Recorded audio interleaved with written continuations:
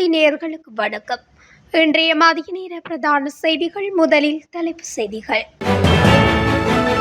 சபாநாயகருக்கு எதிராகவும் நம்பிக்கையில்லா பிரேரணை, வெளியான அதிரடி அறிவிப்பு. யாழில் 4 வாகனங்கள் ஒன்றுடன் ஒன்று மோதி விபத்து. இளைஞர் ஒருவர் கொடூரமாக வெட்டி கொலை. திருகோணமலையில் தனியார் காணியில் இருந்து மீட்கப்பட்ட நிலக்கீழ் மிதிவடி. நாளை முதல் எதிர்வரும் 10 மாதங்களுக்கு மூடப்படும் கொழும்பு மத்திய பேருந்து நிலையம். மின்சார கட்டண அதிகரிப்பு தொடர்பில் வெளியான தகவல். மிகவும் ஆபத்தானது, மக்களுக்கு வெளியான அறிவிப்பு. சமையல் எரிவாயு கசிவால் பெண் பலி, மட்டக்களப்பில் சம்பவம். மட்டக்களப்பில் சுற்றி வளைக்கப்பட்ட பள்ளிவாசல் வளாகம், மீட்கப்பட்ட குண்டுகள் தொடர்பான விரிவான செய்திகள்.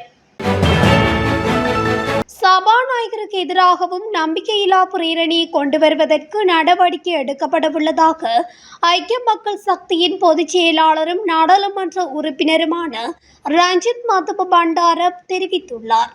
பாதுகாப்பு பிரதி அமைச்சர் ஓய்வு பெற்ற மேஜர் ஜெனரல் அருணஜேசேகரவுக்கு எதிராக எதிர்க்கட்சி சமர்ப்பித்த நம்பிக்கையில்லா பிரேரணை குறித்த முடிவை இன்று சபாநாயகர் நாடாளுமன்றத்தில் முன்வைத்த பின்னரே ரஞ்சித் மதுப பண்டார இதனை அறிவித்துள்ளார். எதிர்க்கட்சியின் ஜனநாயக உரிமைகளை பாதுகாக்க நடவடிக்கை எடுக்காவிட்டால் சபாநாயகருக்கு எதிராகவும் நம்பிக்கையில்லா பிரேரணை கொண்டுவரப்படும் என்று அவர் மேலும் சுட்டிக்காட்டினார். எனினும் இதற்கு பதிலளித்த அமைச்சர் பிமல் ரட்நாயக்க, சபாநாயகருக்கு எதிரான நம்பிக்கையில்லா பிரேரணை மூலம் எதிர்க்கட்சி ஒருபோதும் சபாநாயகரை தோற்கடிக்க முடியாது என்று நாடாளுமன்றத்தில் தெரிவித்திருந்தார். இதேவேளை பாதுகாப்பு பிரதி அமைச்சர் ஓய்வு பெற்ற மேஜர் ஜெனரல் அருணஜேசேகரவுக்கு எதிராக எதிர்க்கட்சிகள் சமர்ப்பித்த நம்பிக்கையில்லா பிரேரணையை ஏற்றுக்கொள்ள முடியாது என சபாநாயகர் அறிவித்திருந்தமை குறிப்பிடத்தக்கது. யாழில் 3 மோட்டார் சைக்கிள்களும் துவிச்சக்கர வண்டியொன்று மோதி விபத்துக்குள்ளாகியுள்ளது. குறித்த விபத்து சம்பவம் இன்று இடம்பெற்றுள்ளது. யாழ்ப்பாணம் மருதனார் மடம் காங்கேசந்துறை வீதியில் இந்த விபத்து இடம்பெற்றுள்ளது. வீதியில் பயணித்துக் கொண்டிருந்த துவிச்சக்கர வண்டியொன்று வீதியை கடக்க முற்பட்ட வேளை பின்பக்கமாக வந்த மோட்டார் சைக்கிள் ஒன்று அந்த துவிச்சக்கர வண்டி மீது மோதியுள்ளது. பின்னர் அந்த மோட்டார் சைக்கிள் நிலை குலைந்து பக்கம் மாறி வலது பக்கம் சென்று எதிர் திசையில் வந்த 2 மோட்டார் சைக்கிள்கள் மீது மோதியுள்ளது. இந்த நிலையில் விபத்தில் சிக்கியவர்கள் சிறிய காயங்களுடன் உயிர் தப்பியுள்ளதாக தெரிவிக்கப்படுகிறது. மேலும் விபத்து சம்பவம் குறித்தான விசாரணைகளை சுன்னாகம் காவல்துறையினர் மேற்கொண்டு வருகின்றமை குறிப்பிடத்தக்கது. இளைஞர் ஒருவர் கொடூரமாக வெட்டி கொலை செய்யப்பட்டுள்ளார் என்று போலீசார் தெரிவித்தனர். இந்த சம்பவம் நேற்று முன்தினம் மாலை திங்கட்கிழமை காலியல்பட்டிய போலீஸ் பிரிவுக்குட்பட்ட கனேகொட பிரதேசத்தில் இடம்பெற்றுள்ளது. கனேகொட பிரதேசத்தைச் சேர்ந்த 36 வயதுடைய இளைஞரே கொலை செய்யப்பட்டுள்ளார். இந்த இளைஞருக்கும் மற்றொரு நபருக்கும் இடையில் ஏற்பட்ட தகராறு காரணமாகவே இந்த கொலை இடம்பெற்றுள்ளது என்று போலீஸ் விசாரணையில் தெரிய வந்துள்ளது. சந்தேக நபரை கைது செய்வது தொடர்பில் போலீசார் நடவடிக்கை எடுத்துள்ளனர். இந்த கொலை சம்பவம் தொடர்பான மேலதிக விசாரணைகளை எல்பிட்டிய போலீசார் மேற்கொண்டு வருகின்றனர். திருகோணமலை சேரனுவர போலீஸ் பிரிவுக்குட்பட்ட தோப்பூர் செல்வநகர் பகுதியில் தனியார் ஒருவருக்கு சொந்தமான வெட்டுக்காணியில் இருந்து நிலக்கீழ் மிதிவடி நேற்று கண்டெடுக்கப்பட்டதாக சேரனுவர போலீசார் தெரிவித்தனர்.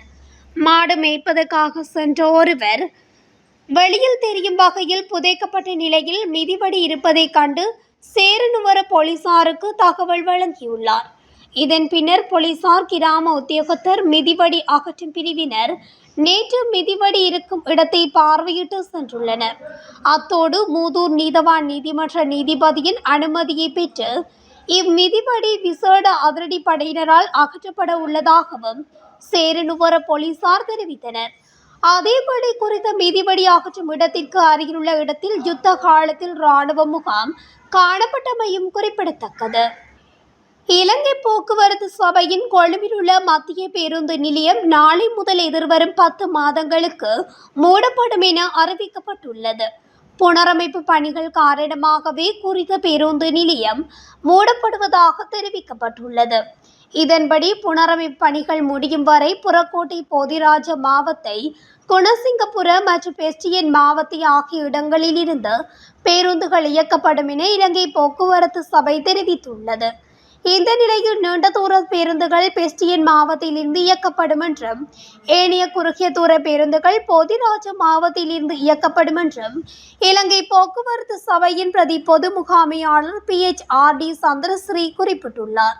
ஊடகங்களுக்கு கருத்து தெரிவித்த போதே அவர் இதனை தெரிவித்துள்ளார். மேலும் அரசாங்கத்தின் கிளீன் ஸ்ரீலங்கா திட்டத்தின் கீழ் இந்த புதுப்பித்தல் பணிகள் இடம்பெறவுள்ளதாக கூறப்பட்டுள்ளது. இதற்காக கிளீன் ஸ்ரீலங்கா வேலை திட்டத்தின் கீழ் கிட்டத்தட்ட 540 மில்லியன் ரூபாய் ஒதுக்கப்பட்டுள்ளதாகவும் இது ஒரு வருடத்துக்குள் முடிக்கப்படும் என்றும் குறிப்பிடப்பட்டுள்ளது. நாட்டில் மீண்டும் மின் கட்டணம் அதிகரிக்கப்படும் சாத்தியக்கூறுகள் காணப்படுவதாக தெரிவிக்கப்படுகின்றது. அந்த வகையில் 2025ஆம் ஆண்டின் இறுதி காலாண்டுக்கான மின்சார கட்டண திருத்தம் முன்மொழிவை இலங்கை மின்சார சபை சமர்ப்பித்துள்ளது. தொடர்ச்சியான தொழிற்சங்க போராட்டங்கள் மற்றும் மறுசீரமைப்பு செயல்முறைகளுக்கு மத்தியில் சபை இந்த நடவடிக்கையை முன்னெடுத்துள்ளது. இதன்படி மின்சார கட்டணத்தை 6.8% அதிகரிப்பதற்கு இலங்கை மின்சார சபை முன்மொழிந்துள்ளதாக பொது பயன்பாடுகள் ஆணைக்குழு தெரிவித்துள்ளது. அத்துடன் தொடர்பான வாய்வழி மூல பொது ஆலோசனைகள் பெறும் நடவடிக்கையினை எதிர்வரும் 18ஆம் தேதி ஆரம்பிப்பதற்கு திட்டமிடப்பட்டுள்ளது. இதன்படி எழுத்துப்பூர்வ சமர்ப்பிப்புகளை எதிர்வரும் அக்டோபர் மாதம் 7ஆம் தேதிக்கு முன்னதாக முன்வைக்க முடியும் எனவும் பொது பயன்பாடுகள் ஆணைக்குழு அறிவித்துள்ளது. நாட்டின் பல்வேறு பகுதிகளில் நடைபெறும் சிறப்பு விழாக்களின் போது சிலர் பொழுதுபோக்குக்காக வானவேடிக்கை விளக்குகளை பறக்க விடுகிறார்கள். மேலும் இந்த விளக்குகள் தரையில் விழுந்து எரிந்து அழிக்கப்படும் அபாயம் இருப்பதாக காவல்துறை எச்சரிக்கை விடுத்துள்ளது. இது தொடர்பாக பொதுமக்களுக்கு தெரிவிக்கும் வகையில் காவல்துறை வெளியிட்ட சிறப்பு அறிவிப்பில் மேலும் கூறப்பட்டுள்ளதாவது: இந்த வானவேடிக்கை விளக்குகள் பட்டாசு தொழிற்சாலைகள், பெட்ரோல் நிலையங்கள், எரிபொருள் சேமிப்பு பகுதிகள், வீடுகள் மற்றும் கட்டிடங்கள் போன்றவற்றின் மீது விழுந்தால் தொடர்புடைய இடங்களுக்கும் உயிர்களுக்கும் சேதம் ஏற்படக்கூடும் என்று காவல்துறை கூறுகிறது. இதுபோன்ற வான விளக்குகள் ஏதேனும் ஒரு வழியில் தீப்பிடித்து நகரத்தில் உள்ள ஒரு சிறப்பு இடம் அல்லது மக்கள் வசிக்கும் வீடுகள் மற்றும் அடுக்குமாடி குடியிருப்புகள் மீது விழுந்து ஏதேனும் ஒரு வழியில் தீ விபத்து ஏற்பட்டால் பெரும் உயிர் மற்றும் சொத்து இழப்பு ஏற்பட அதிக வாய்ப்பு உள்ளது என்றும் காவல்துறை தெரிவித்துள்ளது. வான விளக்குகள் பறக்க விடப்படும் போது பரவல் மற்றும் ஆபத்தான நிலைமைகள் குறித்து சம்பந்தப்பட்ட பகுதிகளில் உள்ள பொதுமக்களுக்கு தெரிவிக்கும் முறைமையை பின்பற்றுவதன் மூலம் உயிர் மற்றும் சொத்து இழப்பை தடுக்கும் வாய்ப்பு உள்ளது என்றும் காவல்துறை கூறுகிறது. சிறப்பு சந்தர்ப்பங்கள் உட்பட வான விளக்குகளை பயன்படுத்தும் போது மிகுந்த கவனத்துடனும் பொறுப்புடனும் செயல்படுமாறு காவல்துறை பொதுமக்களிடம் கேட்டுக்கொண்டுள்ளது. மட்டக்களப்பில் சமையல் எரிவாயு கசிவு சம்பவத்தில் வாழைச்சேனை பெண்ணொருவர் புதன்கிழமை மரணமடைந்துள்ளார். சம்பவத்தில் வாழைச்சேனை ஓட்டமாவடி 1வது அரபா வீதியைச் சேர்ந்த 51 வயதுடைய AM உம்மு கதீஜா என்பவரே மரணமடைந்துள்ளார். உயிரிழந்த பெண் கடந்த வியாழக்கிழமை காலை தேநீர் தயாரிப்பதற்காக எரிவாயுவை பயன்படுத்தும் போது அதன் வயர் வெடித்துள்ளதாக போலீஸ் விசாரணையில் தெரிய வந்துள்ளது. இதன்போது எரிகாயங்களுக்கு உள்ளான பெண் வாழைச்சேனை ஆதார வைத்தியசாலையில் அனுமதிக்கப்பட்டு மேலதிக சிகிச்சைக்காக மட்டக்களப்பு போதனா வைத்தியசாலையில் மாற்றப்பட்டார். மட்டக்களப்பு போதனா வைத்தியசாலையில் சிகிச்சை பெற்று வந்த அவர் சிகிச்சை பலனின்றி உயிரிழந்துள்ளார். மேலும் இந்த வெடிப்பு சம்பவம் குறித்து போலீசார் விசாரணைகளை முன்னெடுத்து வருகின்றனர். மட்டக்களப்பு ஏறாவூர் RPS வீதியில் ஓட்டுப்பள்ளி பகுதியில் உள்ள பள்ளிவாசல் ஒன்றுக்கு சொந்தமான வளாகத்தில் இருந்து குண்டுகள் மீட்கப்பட்டுள்ளது. விசேட அதிரடிப்படையினரால் குறித்த குண்டுகள் மீட்கப்பட்டுள்ளது. அந்த வளாகத்தில் உள்ள சிறுவர் பள்ளிக்கு அருகில் மேற்கொள்ளப்பட்ட விசேட தேடுதல் நடவடிக்கையின் போது இந்த பயங்கரமான குண்டுகள் கண்டுபிடிக்கப்பட்டுள்ளன.